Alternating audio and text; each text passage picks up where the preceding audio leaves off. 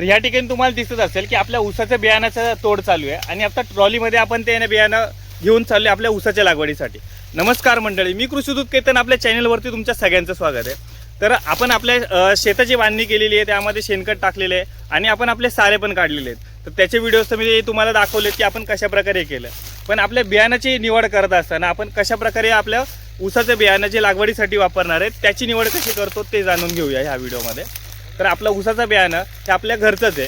हे 8 ते 10 महिन्याचं असावं. 8 ते 10 महिन्याचं बियाणं हे पूर्णपणे मॅच्युअर झालेलं असतं. त्याचे जे डोळे आहेत की जे स्प्राउटिंग होऊन त्यापासून ऊस तयार होणार आहे, तर ते पूर्णपणे मॅच्युअर असावं, तो डोळा फुगलेला असावा. आणि निरोगी बियाणं आपण यासाठी निवडत असतो की ज्या ऊसाच्या प्लॉटमध्ये कोणताही रोग आलेला नाही आहे. रेड रॉट असेल, त्यामध्ये कोणती खोडकीड लागलेली असेल किंवा कोणत्याही बाकीचा कोणत्याही रोगाचा प्रादुर्भाव ज्या प्लॉटमध्ये नसेल, असा निरोगी ऊसाचा प्लॉट आपण आपल्या बियाण्यासाठी निवडत असतो.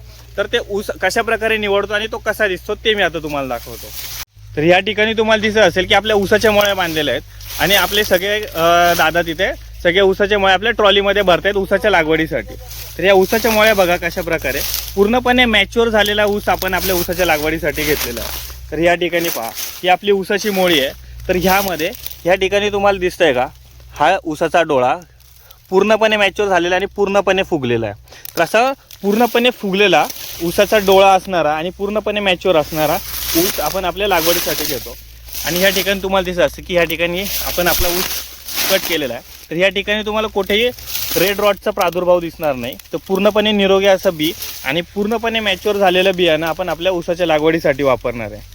तर अशा प्रकारे आपण आपल्या बियाण्याची निवड तर केली आहे. आता ना ते बियाणं सगळं आपण आपल्या ट्रॉलीमध्ये लोड केलेलं आहे आणि आता आपण ते बियाणं घेऊन चालले आपल्या शेतामध्ये ज्या ठिकाणी आपल्याला लागवड करायची आहे. तर आपण लागवड कशा प्रकारे करणार आहे आणि कोणत्या पद्धतीने करणार आहे ते पाहण्यासाठी आपल्या कृषीदूत केतन चॅनलला नक्की सबस्क्राईब करा आणि फॉलो करायला विसरू नका. लवकरच भेटूया आपल्या ऊसाच्या लागवडीसोबत.